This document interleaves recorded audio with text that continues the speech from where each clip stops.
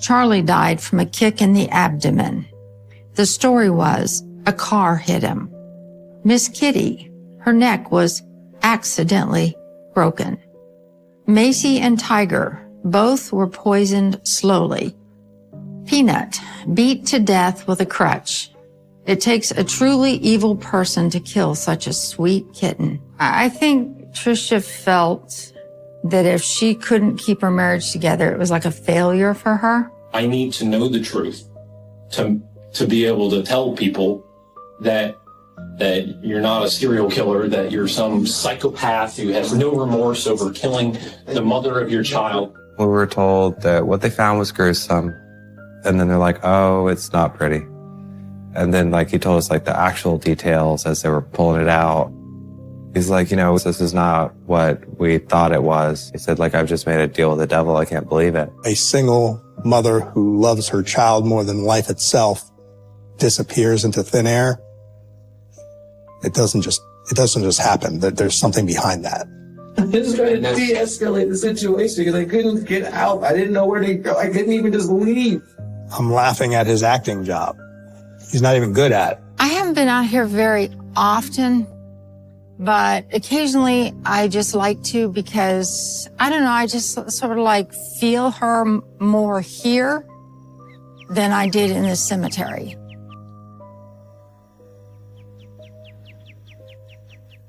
It's almost like you can feel her presence out here. I know she's in heaven. She's whole. She's happy. It is peaceful. It is. First date between Stephen and Trisha. I think she was either a junior or senior, so she was 17 or 18 in that picture. Sometimes you just meet someone and you just have a caution about them. He wasn't really friendly. You would think that if you're going to date somebody's daughter, you would be friendly with the parents. You would smile. You would maybe joke. Your eyes might twinkle or something. Just kind of deadpan. And that just didn't fit my daughter.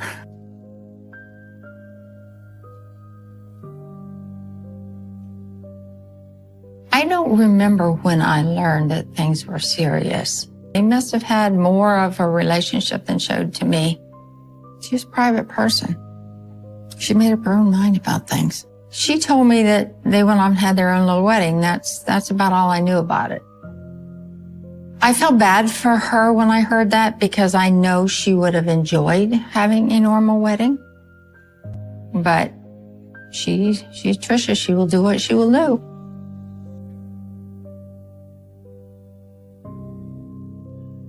Trisha wanted to be a mother so badly. And she was just so happy in every stage of it. And then when that little girl was born, she was such a treasure to her. She would hardly put her down until I said, Trisha, if you want that little one to learn to crawl, you're going to have to put her on the floor sometimes. She really loved that little girl. This is a photo of my sister at my brother's wedding. Trisha was just really adventuresome and a really sweet girl, but tough, from the military. She was a lot of fun.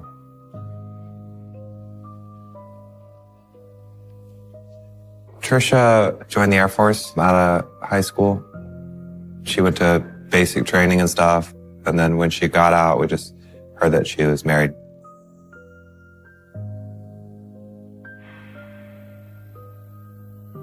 I think there was just a little bit of family drama, and there wasn't another good place to go, and then I think it just took a little bit of stress off of everybody. It was a good chance for me to go see my sister, and then my sister also wanted to be in her younger brother's lives, so it worked out really well for me to go up there and stay with them. She had built a path in life, and she was doing great. Me and Stephen would play video games together a lot. I would say he would strike you as a nerd, as a strong, well-put-together nerd. I always thought he was really smart. He was really friendly, and, I looked up to him back then. At the time, he had been deployed as an F-16 mechanic to follow Air Force One around, and it was kind of like a special honor to do that. And then he'd have to leave for a week or 2 weeks at a time for work.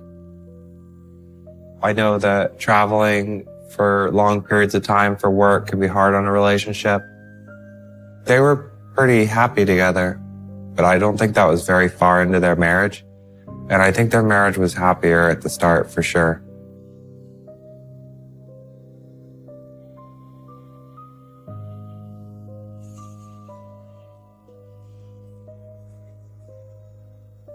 The case started in an innocuous fashion. I got a call from my boss. He had, in his words, a bad feeling about the situation. On April 27th, family could not locate Tricia.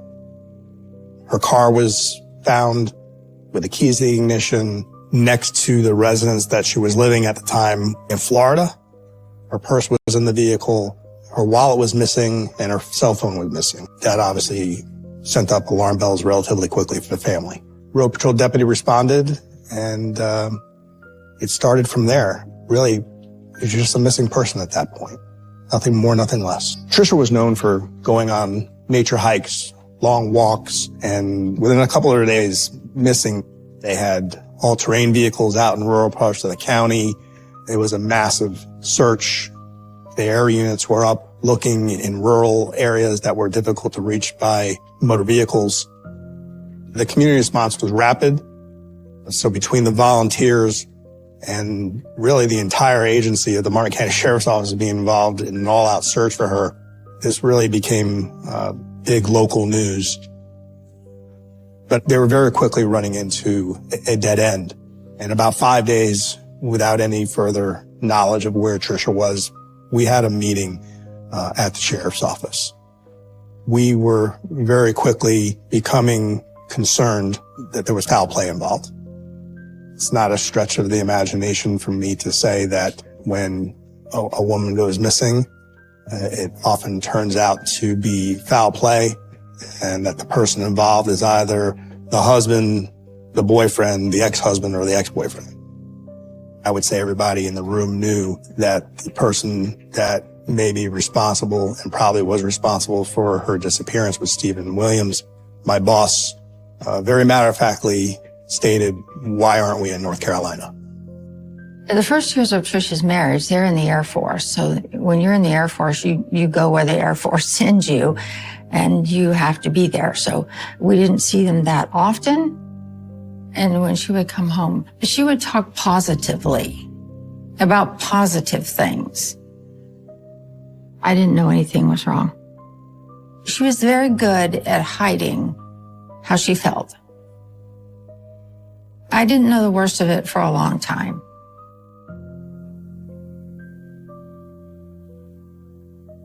Tricia was, I'm sure, very nervous about Stephen's upcoming visit, because this is the first.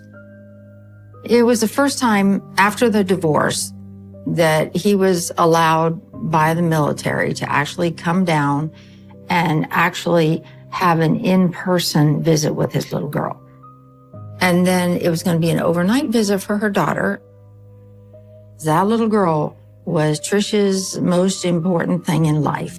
A big red flag to me, and when I first knew something was wrong, was the next day when Tricia did not pick up her little girl from the babysitter. Now that would tell all of us that something was wrong. And I think at that point, that's when we called the police. They brought everyone in for questioning. They brought my dad. They brought, everyone who's even remotely involved, brought him in for questioning. I think a lot of people had a lie detector test, including my dad, myself, some of my brothers. I don't think they had any leads. They were trying to chase everything and find something. I didn't suspect Stephen at all. I didn't know what had happened between him and my sister, but I just always really kind of had respect for him. And my only experience had been really positive with him. But other people did suspect Stephen. I think they questioned him right off the bat. And then they came back and they were like, well, he's pretty clear. We're going to leave him alone. But it speaks to how much mystery there was at the time, and how nobody had any answers and they were just searching for anything. The Martin County Sheriff's Office had only spoken with Mr. Williams over the telephone. Within the first day or two, what was known was that Stephen Williams had been down from North Carolina, where he was in the Air Force. He had rented an Airbnb so that he could spend some time with their child. We know that Trisha had gone to the house that Stephen had rented based on his statement that he gave. The child had been dropped off. He mentioned that when she was about to leave, she noticed that her fuel tank was pretty much on empty. He went and obtained gasoline for her at a local gas station, returned, put gas in her car. She left, and that was the last he saw her.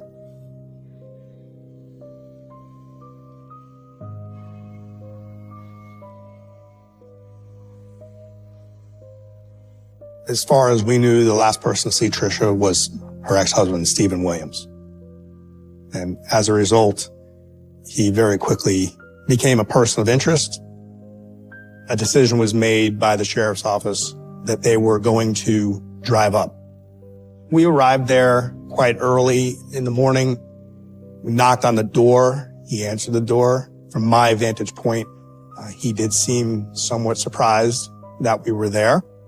He did agree to come to the Raleigh Police Department for an interview.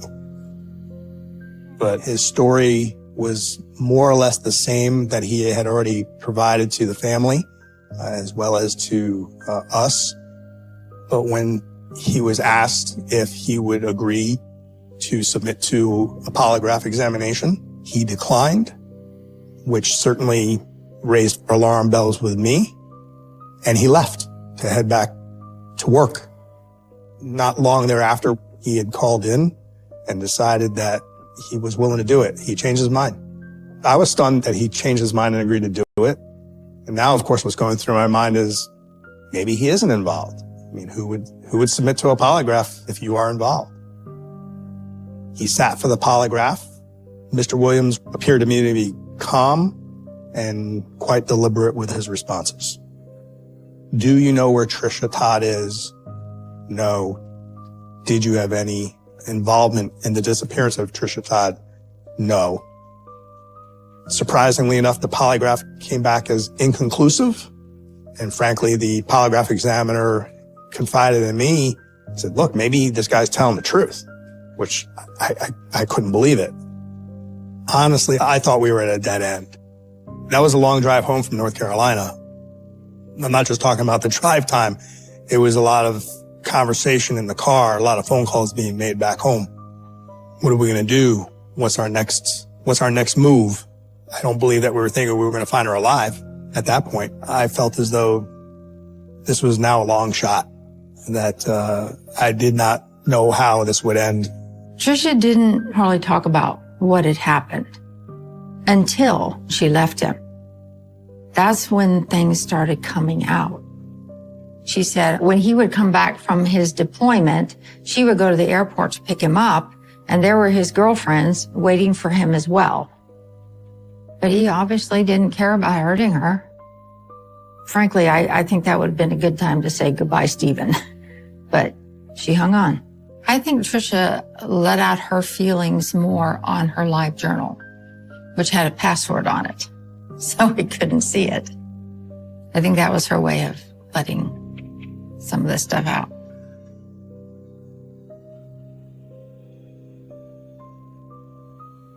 She had two of the cutest little dogs, and this is their picture here, Cecil and Charlie. Charlie died from a kick in the abdomen. The story was a car hit him. My neighbor helped me bury him while Stephen played video games. Miss Kitty, her neck was accidentally broken. Macy and Tiger, both were poisoned slowly. Peanut, beat to death with a crutch. I couldn't make an excuse for him that time. It takes a truly evil person to kill such a sweet kitten. I finally saw him for what he was and left him. Stephen stood and watched coldly while I cried my eyes out, cleaning up the blood. Yeah, that's terrible. That is really terrible, and I'm sure it broke her heart.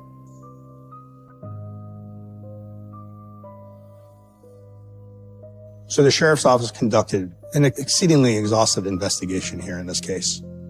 Much of the story that he told us up to that point did track a neighbor living in one of the homes around the rented home that Mr. Williams was at, did tell us that Mr. Williams did approach at very late in the evening. He was looking for a gas can. And when they didn't have one, he then indicates to us, well, I went down to the gas station. We were able to get the video of that. And then he returns home. So that story corroborated something that he told us between the neighbors and the video at the gas station.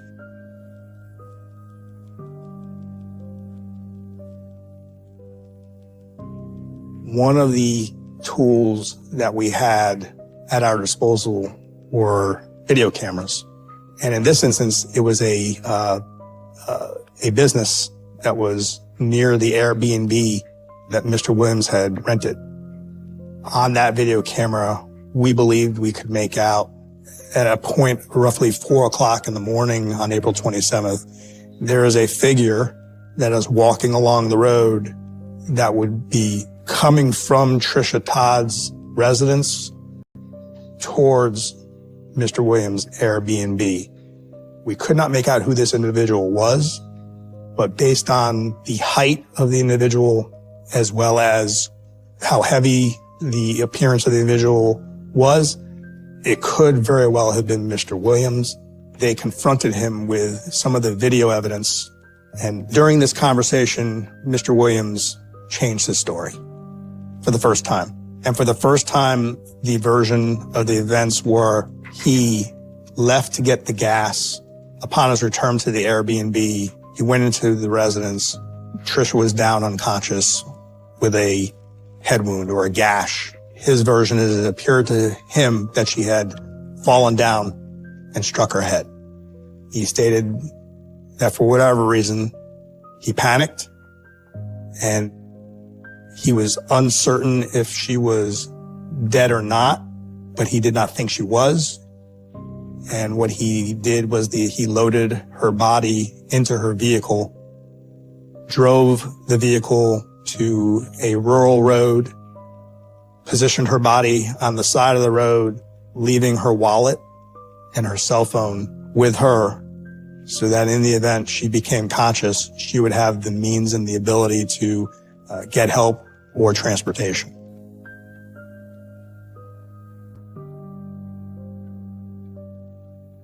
Okay, so you come back and then She stays in here while I go and get gas. And then I come back, put the gas in her car, put the gas can in her trunk. And when I come back inside, I figured she'd still be here or wherever, but she wasn't. So where was she? she was in here and she was laying this way. I didn't even touch her initially because I didn't even know what to do.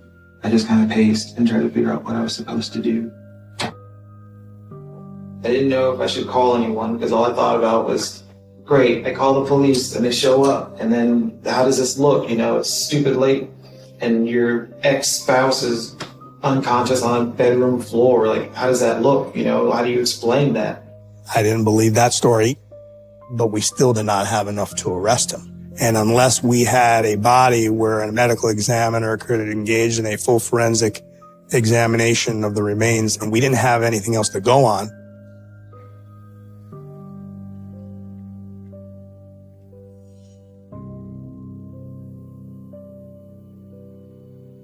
Where did you pull off to the side of the road? Just looking familiar. Did you put her by the water? I don't remember there being any water. If I knew where, You do know. I would take you Steven, right there. That you would be- do know where she's at. The only reason that you would not take us to her is if something else happened in that house, and you're not telling me. Where did you take her to?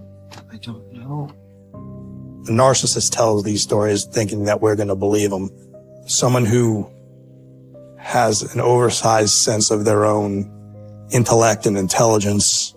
So your daughter's going to grow up knowing that dad got rid of mom's body. That's what your daughter's going to anything grow about up. getting rid of a body. I don't even know what you do with the body. I don't know the first thing about any of that. We knew Trisha Todd was dead. We just didn't know how. We didn't know where.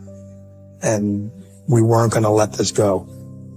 For the next few hours, we drove around relatively aimlessly, I thought. I did not think he was being truthful. Every time we would go down a road, he would say, it looks like the area. This could be it. It never was. We went back to the sheriff's office. We placed him in an interview room. Multiple people attempted to have a conversation with him, confront him with the fact that we did not believe his entire story. And we called at that point the state attorney. He instructed us to give it one more go with a fresh new detective, and hopefully a new face would jog something. So what do you want me to tell you? What do you want me to tell you, Dad? I want you to tell me the truth. Because I'm telling you, I didn't hurt this woman. Okay. I never did anything to injure her or hurt her. My only mistake is I didn't just accept that this is the situation and call 911. That's what I should have done. I just panicked. I need you to tell me the truth about what happened. I know you were there. I want to give you the opportunity to tell me what happened.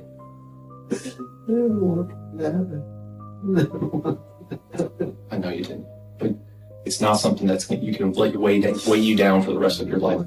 So yeah, she came over. Talking about nonsense and bringing up child support. And then she's just going on and on about now I owe her more money and back child support. It just got so aggressive and I'm just trying to back away and de-escalate and I can't even leave the house now. And then she gets even more aggressive and in my face and pushing me back and it just escalated. And then I just moved her away and then she slipped. And that's when she freaking fell. And I'm like, oh, I asked her if she was okay. It was like a weird sound. She didn't say anything though. And then I freaking panicked. I was trying to de-escalate the situation because I couldn't get out. I didn't know where to go. I couldn't even just leave. Like all I wanted to do was just leave. I just wanted nothing to do with that. Well, we need to know where Trisha is. I don't know. I'm laughing at his acting job. I mean, he's not even good at it. It is challenging to get a conviction when there's no body. It's a challenge, but it can be done. In this instance, the detective was able to finally get him to at least admit that he had pushed her down. He's making an admission, ultimately, about what happened. And it was enough for us now to charge him with second-degree murder, based on that statement.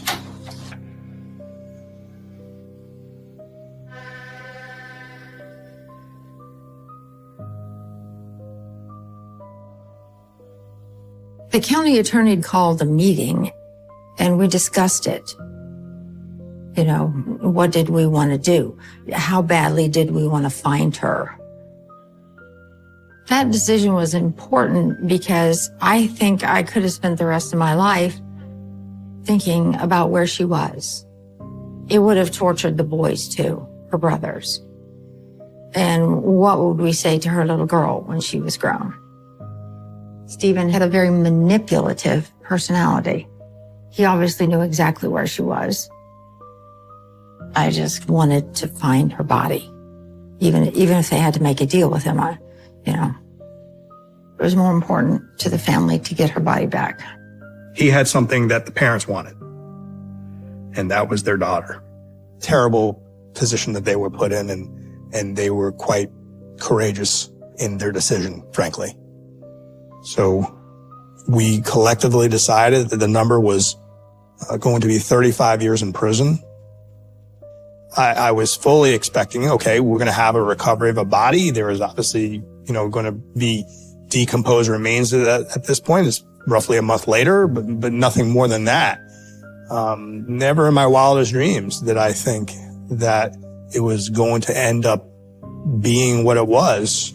Once the plea deal was accepted by the judge, Mr. Williams' lawyer explained to me for the exhumation of the remains of Trisha Todd, we were going to need a hazmat team. And I literally asked him, what are you talking about? And he explained to me that we'll find that she has been dissolved in acid. And he went on to tell me that he had dismembered her removing all of her teeth and also removing all of her fingertips. It was terrible. So where you place the flag is where, and about how far down are we going? 2.5 feet. Okay. It's about 2.5 feet down? Okay. And there's no way it could be any back further, or you're certain this is it here? This would be it. Okay. All he is just doing is, in an unemotional way, just bringing us to the remains of Trisha. I got the sense that he just didn't want to be there. Is this guy a human? Right? That's what everyone's asking themselves. Members of fire rescue were able to bring this plastic tub up, and lifting it out of the ground was a frothy, reddish soup of what turned out to be the remains of Trisha Todd that were overflowing. And all that was ultimately recovered, all that was not liquefied, that was located, was part of Trisha's pelvic region, as well as part of her torso. We were frankly numb. I was numb. What you saw was something that you don't unsee. Shock. This was the most horrendous case that I've ever been involved in as a prosecutor. You know, this case is a perfect example. You never know about the evil that is among us. You recognize the true evil that Stephen Williams is. We were told that what they found was gruesome and we shouldn't come if we weren't prepared to come. And then I remember that only a couple of us went. Like, I remember one of the first details we got was, well, it's buried. It's not on the surface, like he said. And so they were like, that's a bad sign. And then they're like, oh, it's not pretty. And then, like, he told us, like, the actual details as they were pulling it out. He's like, you know, this is not what we thought it was. He said, like, I've just made a deal with the devil. I can't believe it. A dive team ended up going into a body of water that was adjacent to where we found her remains. Electric saws were located. They still had what appeared to be flesh in them. I believe some pliers were located. And then on the bank, saw teeth, where Mr. Williams dropped some teeth as apparently before he was able to actually throw them into the water. Just a terrible, terrible situation. That was quite a moment. I'd never seen anything like that and hope that I never do again. Well, what he had done was to dismember her with a chainsaw that he bought at least a month earlier. And then he put her in a Rubbermaid tub and filled it with acid and buried the tub. Yeah, it was horrible. What kind of heart must somebody like that have? Very evil one. But you can, like, take maybe a certain amount of time and think about that for a while, but then you have to put it away. You can, and if you carry it heavy all the time, you're going to make yourself sick. So you just, I think it's just something you learn. I didn't know it before. I had to kind of learn. It was our understanding that he was having to pay child support. And that was certainly something that he did not want to have to be responsible for. I would say that, unfortunately, people have killed for less. After it was all said and done and further investigations were able to be done by investigators with the Air Force, it was discovered that on some of Mr. Williams' computers at work on the Air Force Base had been utilized for research in terms of methodologies of killing and acid. And he had also purchased the chemicals, had the plastic containers, the tubs, and he would have had to drive many hundreds of miles from North Carolina to Hobe Sound with all of this in his car.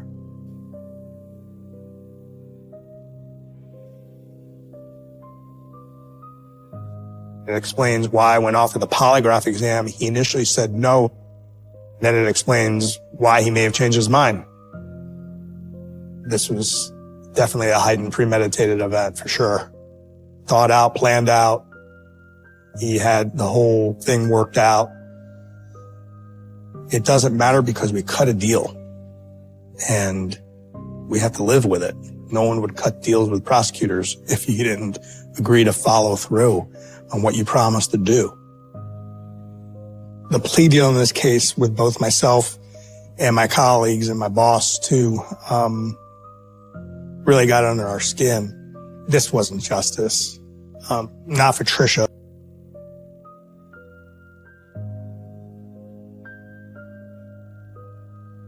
The Air Force has a slam dunk first-degree murder case. Can't lose. Stephen Williams played everybody, right? I mean, yeah, he's serving prison time. He's doing 35 years. But in 2046, he wins. Stephen Williams played us. And he played on Trisha's parents. He knew that they were going to jump at wanting the body, wanting her remains. Yeah, he got us. Wish we could have done more. We talked about what Trisha should be remembered for a lot when it was happening. And we came to that Trisha would forgive, so that we should.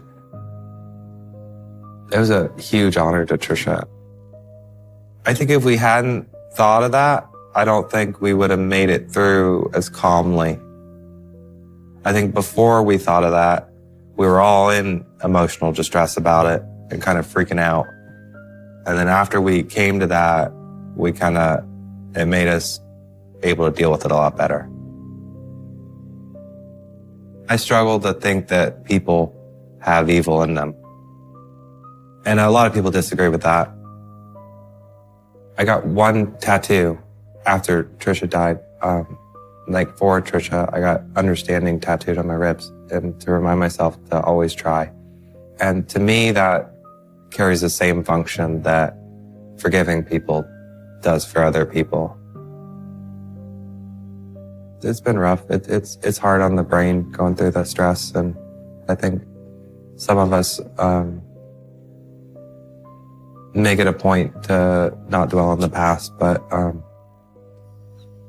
there wasn't much of her left to bury. We had her cremated and she was just in this little box. The little Air Force sticker on the top. But I don't focus on what was left of her. I know where she is. I know she's in heaven. She's whole. She's happy. She wanted to get married again. She wanted to have a happy family. She actually bought this wedding dress at a thrift store, which I thought was very ugly. Didn't tell her so, but I thought, Trisha, no. And after she died, and I found out what happened to her, and that's when God just spoke to me and said, this is the part that I got to try not to cry. He said, she didn't need that old body. I've given her a brand new one. And I'm giving her a wedding dress that's more beautiful than you can imagine. And that just went, relief. It didn't take her away forever because I intend to go to heaven too, and I will have her forever and ever and ever. He did not take her away forever. Right around here's where he buried her. It might have been right up there. This is kind of a place Trisha would have liked. She was a very outdoor person. Not that she'd want her final remains here, but this is a kind of place she would have liked to visit it. Sometimes I just like to kind of feel her. She would have liked it out here. Hey, I was by myself. I drugged her from the bedroom. Tied her up, choked her, whatever, drug her in the bedroom, made sure she's drowned in the bathtub, drug her to the house, out in the garage, and stuck her a 55-gallon oil drum, stood it up, put the lid on, put that ring on it, tightened it with a wrench. It's definitely a sense of betrayal, too, to realize the one person that you trusted the most in the world is the one person that would hurt you the most as well.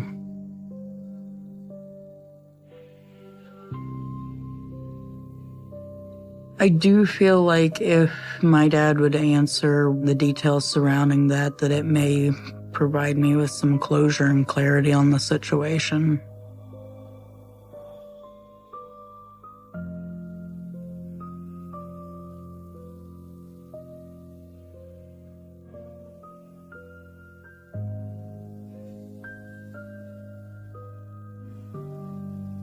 I've been locked up almost 18 years, and I'm just getting started.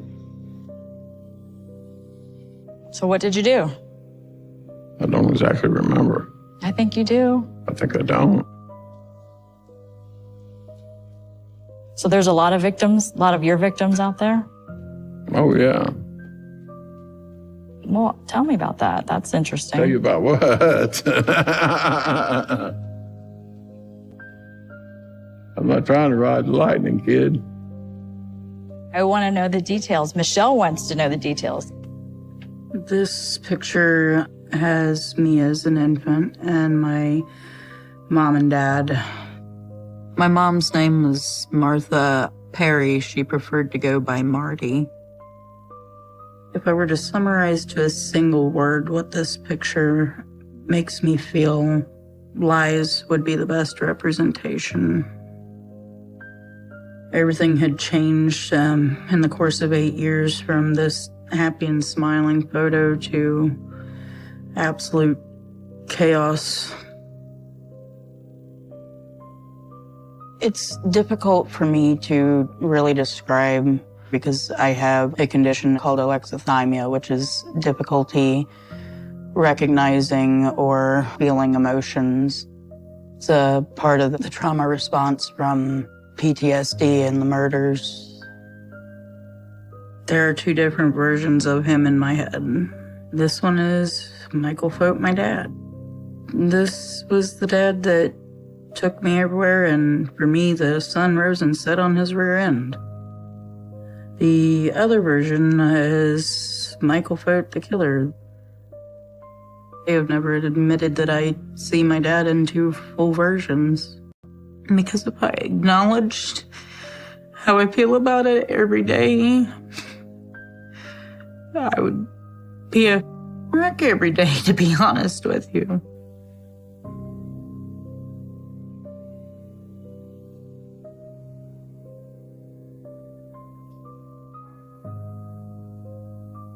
I remember always caring very much about my mom.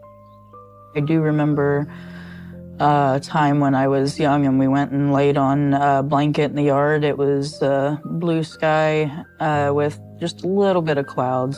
We were just out there sunning, and I was happy as a clam just sitting there with my mom. It was a very small fragment of my life that I had her. I'm sick of it! I remember a lot of arguments, being asked to leave the room. Have a big mouth as bad as you have. I'm not gonna be lectured by you. A lot of fear. It was mostly just them yelling back and forth, and then my dad chasing my mother. Keep it up! See what happens! I could describe their relationship from what I remember mostly as toxic. There was a day that my grandma asked me to get the mail. She'd asked me to wait until she was home to give it to her. I went and got the mail. My grandpa asked me to hand him the mail. I said, no. Mama asked me to hold on to the mail for her. He got loud, started yelling, and said, you're gonna give me the goddamn mail. You wanna be smart, huh? Cut it out. I'm warning you. And he smacked me so hard on my leg that I had a welted, completely raised, perfect shaped handprint on my thigh. What's going on in here? My dad, he was not okay with me getting hit by my grandpa for not handing him the mail, of all things. It just escalated. My grandpa, his back against the wall, too. My dad putting his fist through the wall, maybe 4 inches to the side of my grandfather's head. I never saw my dad become this violent, and it scared me.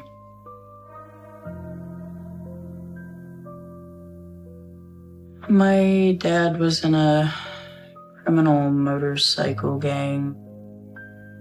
I was around people who may or may not commit crimes. I don't really want to talk about that part so much. I'm not comfortable. If I say one thing wrong, that may not go well.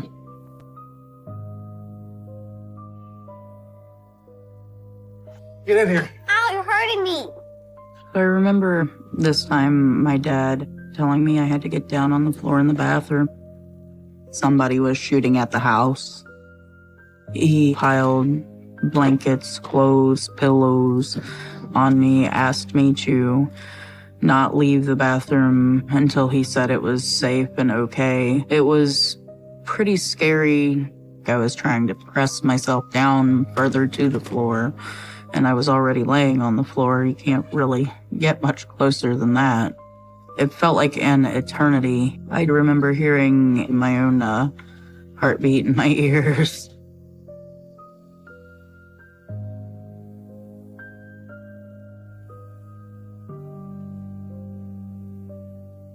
Have you ever seen your dad confessing to your mother's murder? I have not ever seen my dad's confession to the police. I only know what I have heard by word of mouth. Okay, go ahead and press the space bar. What's her name? Martha Booth. Martha. Now, where's she from? Erlanger, Kentucky. Martha's your ex, daughter of Michelle. Well, she was my wife at the time. She's still my wife whenever. Did you suffocate her or did you put her in the bathtub dry? I don't know. I was just trying to make sure. The bathtub was just to make sure she was gone. Yeah. It's about as deliberate as it gets.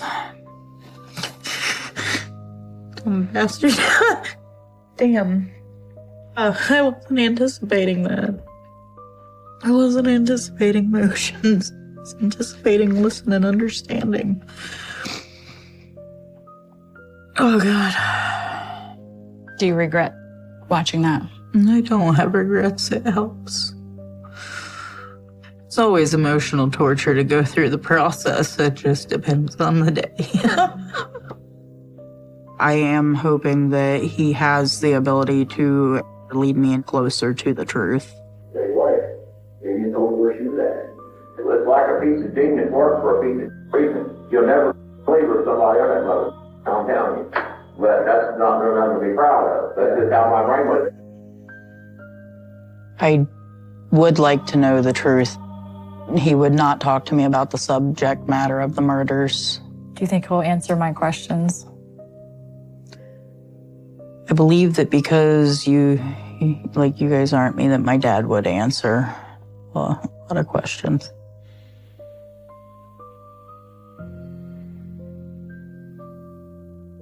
Hello. This call is from a correction facility and is subject to monitoring and recording. To accept this call, press 0. Hello? How are you? I'm okay. Did you get my email?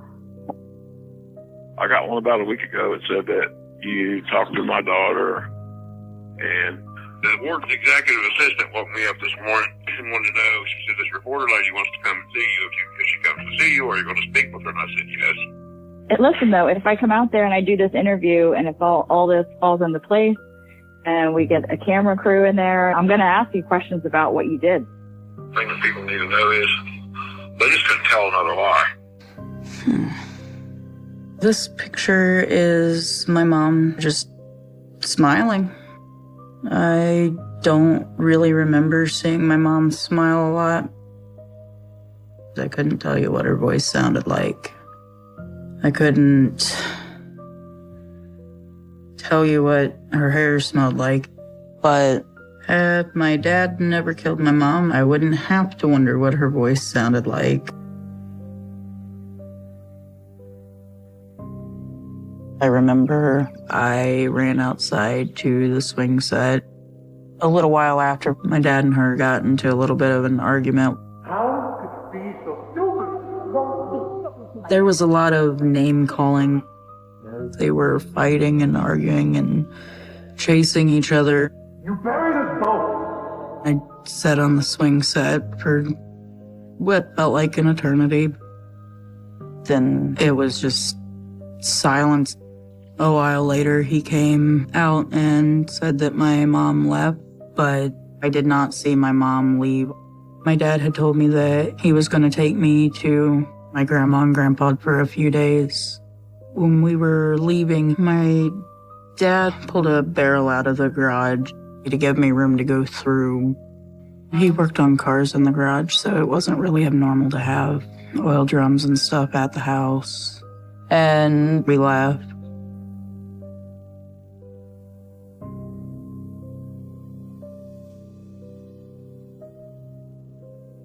We didn't really have any notion or indication that we should report her as missing. My mom did have a history of leaving for anywhere from days to weeks at a time, but she always did come back.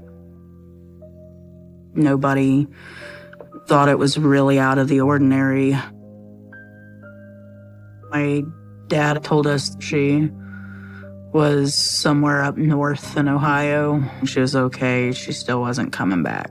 There was always a feeling of abandonment. I had thought that she willingly left me behind and no longer cared.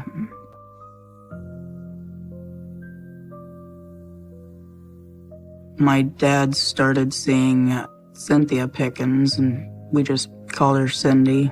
For summer break, I would go out and spend a couple days to a week at a time with my dad and Cindy. The times I can remember the best were just her and I sitting on the porch talking. It was refreshing. It was just me and Cindy sitting talking and just enjoying our days.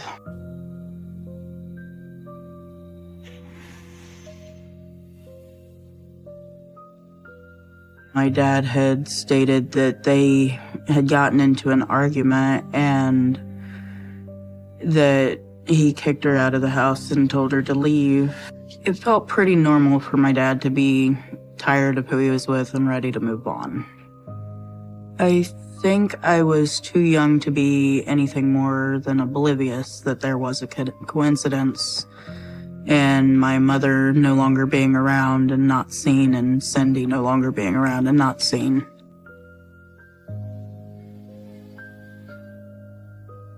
March 15th of 2005, my dad was in jail for criminal menacing and was awaiting trial. One of the news stations was showing that a body had been found out at a garage. The video of the front of the shop looked really familiar to me, and I had thought that it may have been my dad's shop.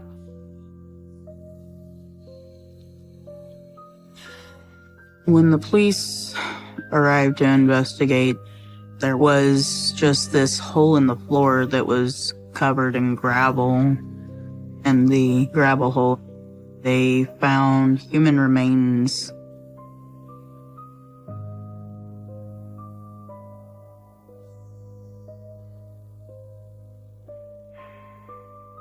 Hello. This call is from a correction facility and is subject to monitoring and recording. To accept this call, press 0. How are you? I'm fine. How are you? Long time, huh? So let me give you an update. I've reached out to the prison. They said that we can come do an interview. Listen, I'm a son of a bitch. I'll scream at you. I hang the phone up on you. I'll cuss you out. But I will never in life lie to you. Well, that bitch like you got the best man, pretty Chester. Well, yeah, I was going into that happening. I might have stabbed her, but I don't think she was still alive. That'd been the best thing if she's called right. Yeah, it would have. But I up and I'm over there.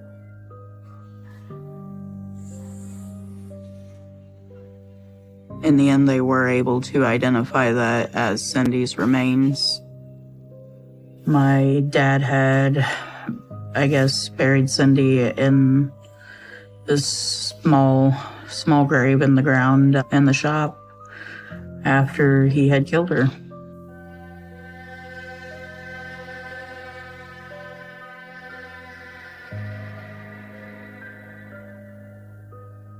About 2 days after they found Cindy's body, the police had came to my grandparents' house. The police began digging up the sidewalk at my grandparents' house. And they were excavating the area where the sidewalk was poured. And they did, in fact, find a 55-gallon oil drum. When my dad had admitted to killing Cindy, he had also revealed that he had killed my mother and that they could locate her body in a 55-gallon oil drum that was buried beneath a concrete sidewalk. Martha, your ex, daughter Michelle, how did she get to the barrel? I was by myself. I took her a 55-gallon oil drum, stood it up, put the lid on, put the ring on it, tightened it with a wrench. And that is the barrel that my mom was buried in. It was a mixture of emotions, and I believe a sense of shock about the entirety of it all. I didn't know how to feel about it.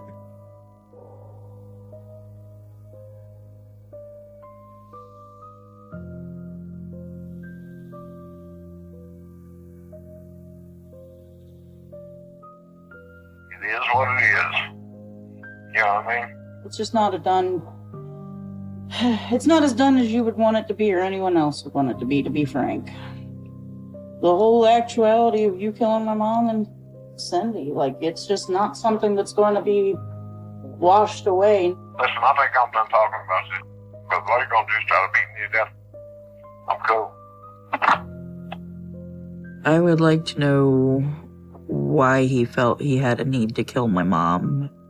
Why he felt he had a need to kill Cindy. Why he hid their bodies. I have asked him. I spent years literally yelling at him in 15-minute phone calls. He got tired of being yelled at, so we just don't really talk about it a lot anymore. If you can get answers from my dad, I would really be impressed.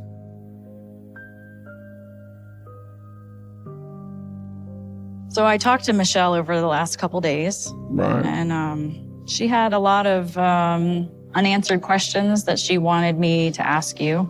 Right. Are you willing and open to listen to what she wants to know? Sure. Okay. I'm speaking for Michelle, okay? You better I'm be. just doing what she's asked me to ask you. You better be. I better be. You better be. Michelle wants to know the details. She's seeking answers. Talk me through the day that you killed her mom. I mean, I don't know that it started off any different than any other day. We got into a big argument, and it pursued into a big fight, and I choked her.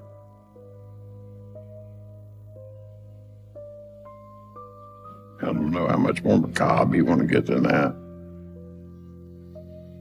It's not me wanting to know everything. It's your daughter. You know what I mean? I don't know. I can't remember every single little thing. I mean, I killed her. I don't know what you want me to say. I want you to say the truth and step by step what you did to her that day, from the living room to the bathroom to the drum. I don't exactly remember. I think you do. I think I don't. Why is it so hard to tell me? I don't know, prosecutor. Can you please just tell me in as much detail as you can, and tell this for the sake of Michelle's wanting to know this? Just say it. All right, I killed her. I dug her to the bathtub. She was dead for sure. I took her and put her in the drum, put the lid on the drum, put the band on the drum, and bolted it down tight.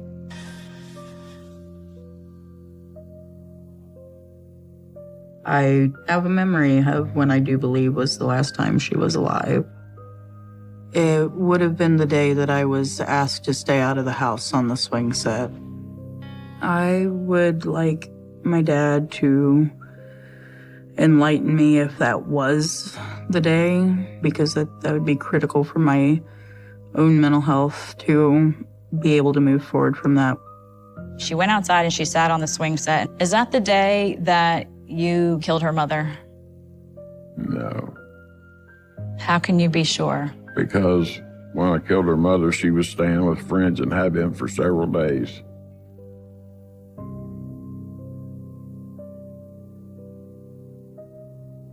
I do think that I may have seen my mom at one point in a memory that blocked itself out until after she was found. My dad had pulled the barrel out of my way to give me room to walk through the garage. On my way past the barrel, I believe I did note my mom's body in there. I saw hair, what looked like hair and flesh, sitting just beneath the top of the barrel. It never happened. Are you going to let your kid walk up and see a body? No, neither am I. Come on, that's ridiculous. She might have seen the drum. She didn't see no body. The top was bolted on it with wrenches. Okay. Well, why does she have this memory of seeing her mother in... I don't know. I mean, she could have guilt, like where she could think, that she should have known, but she didn't. You know what I mean? Or she should have known, but she didn't want to. You know what I mean?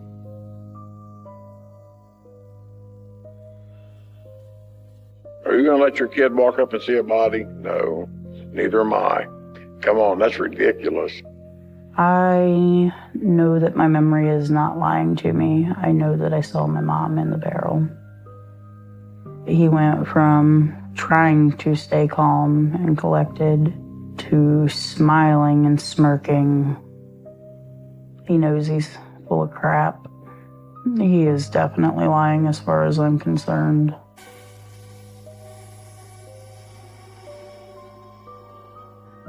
My dad told me that he had wanted to build a sidewalk at my grandparents' house to help my older grandparents be able to get to the side door up the patio without having to walk down into the grass. My dad had asked me to stay indoors and very specifically requested me to not look out the windows.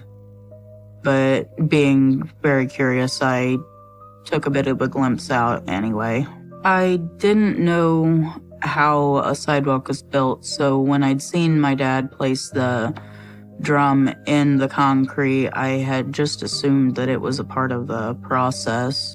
The reality of that day is he hid my mom's body under a facade that it was to help my grandparents. In actuality, it was to help hide his crime.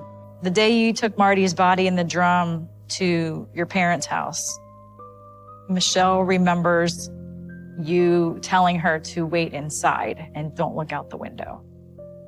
Probably. She's convinced that she saw this 55-gallon drum. She was in the house. I don't know what room she was in. If she would have went in my mom's room and looked out the window, she'd have been looking right at me. But why did you choose your parents' house in the first place?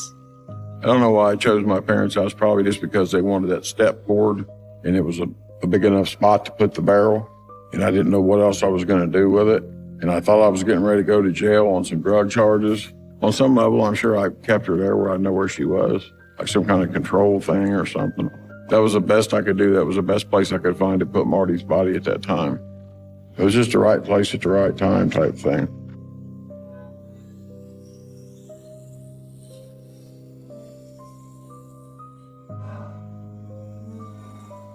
All right, so why did you kill her mother? Marty was snitching. When you're in the bike gangs, it is what it is. The bike gang I was in didn't pass out cookies and Barbie dolls to children. The bikers do today what organized crime did 50 years ago. Our mom was doing a bunch of stuff that was going to get my whole family killed. There was a guy that hung around our club, and he copied a big stack of papers for the Claremont County Sheriff's Department and showed me where she was snitching on everybody. All to get out of a felony 5, they wouldn't have did anything to her. She probably went to drug court or something. So if you bring anybody around them clubs, it could be your wife, it could be your kid, it could be your brother, your sister, and they start that stuff, you have to take care of it, period. What did you do? What do you mean, what did I do? You know what I did. I killed her. I don't particularly know that I planned on killing her, but I killed her. It's even harder to realize that it was more deliberate than potentially a disagreement. I have always hoped that his admittance to having murdered her was to give me a sense of closure in the situation. I feel like an answer for why, but it's still not good enough to be why. I don't know when my dad became what he is today, but the man in that video would not be someone I want to claim as my father. Damn. Ah, Jesus. People think I don't have a conscience, but I do have a conscience. That's the whole reason I told them about Marty. Because I didn't want my daughter to grow up thinking that her mom just didn't want her. How could Michelle feel like anything but an orphan? It's horrible what I did. None of it is in any way her fault. She needs to know that. I'll apologize to her every day if I need to. Because I am sorry. And she is my daughter and I love her very much. The day she was born was the most happy day of my life. And I couldn't be more proud of her. The most cool thing for me right now would be to be able to babysit my grandson when my daughter was at work. Not the motorcycles, not the women, not the drugs, not being in the news and a newspaper, none of that. If I could clean the slate and start over, that's where I would want to be. Hopefully, she'll take away some kind of closure from all this. I think you probably helped her to get to the bottom of it, kind of thing. And I appreciate that because I feel like maybe that'll help her to heal some. I wish if I could do it over. I would never do it again. I'm so sorry. Daddy loves you. That was sincere. And I do believe he'd like to be around my son. I wish he wouldn't have screwed his life up so bad that he wouldn't have the opportunity. I wish I never killed Michelle's mother. I wish none of it ever happened. But you can't take that back. There's that line again. Once you cross that line, you can't take that back. You know, it just don't work. There's no way of taking it back. How my life turned into the pile it turned into. It didn't happen overnight. It just happens little by little by little by little. But there was a time when I just said, I'll never do something like that. The victim is my daughter. She don't have a mom or dad now. She's the victim. I really did love my kid. I still love my kid. But I was man enough to own up to what I did. You know what kind of balls it took to do that? Do you have any idea what kind of balls it took to do that? Do you have a clue? Do you have a clue? Come on, man. Can we talk about Cynthia? Well, we're going to talk well. about Cynthia. So you stabbed her, and when she was dead, you got a tarp. Wrapped her up in a tarp, took her up there to the shop and put her in a hole in the floor. Did she deserve better than that? Well, sure, everybody deserves better than that. Everybody deserves better than that. I accept responsibility for everything I've ever done. I didn't have to kill anybody. Those women ain't the only people I ever killed either. You know, certain factions of law enforcement are to be believed. I've killed 35 men and 2 women. I think they're a little optimistic on their numbers. So there's a lot of victims, a lot of your victims out there? Oh, yeah. Well, tell me about that. That's interesting. Tell you about what? I mean, we're opening a whole nother can of worms here. I'm not trying to ride the lightning, kid. You don't want to come forward on all those people? No. Nope. How many? I don't know. Probably 20.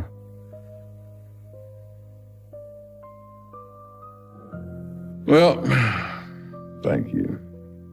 Either my best friend or my worst enemy. I ain't decided which yet. I'll get back to you on that. You can think about that one and let me know. Well, y'all have a good one. Do you want to say anything else to Michelle? Like while we're here? Last words? So there's a lot of your victims out there? Oh, yeah. Tell me about that. Tell you about what?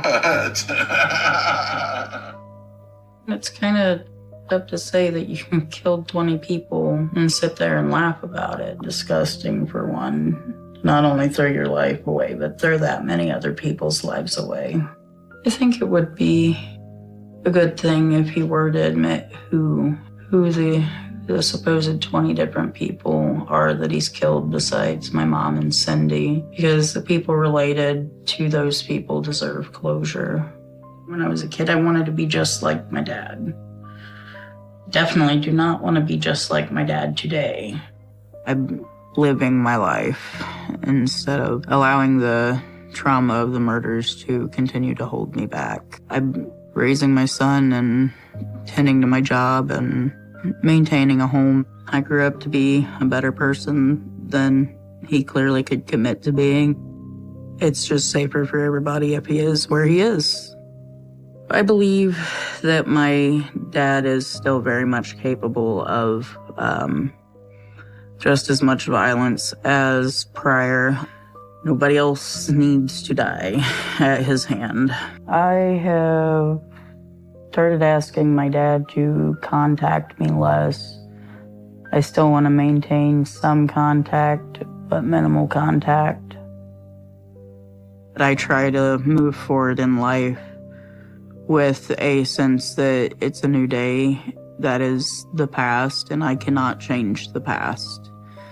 I don't try to show forgiveness for him for his benefit, but rather for my own and my own healing.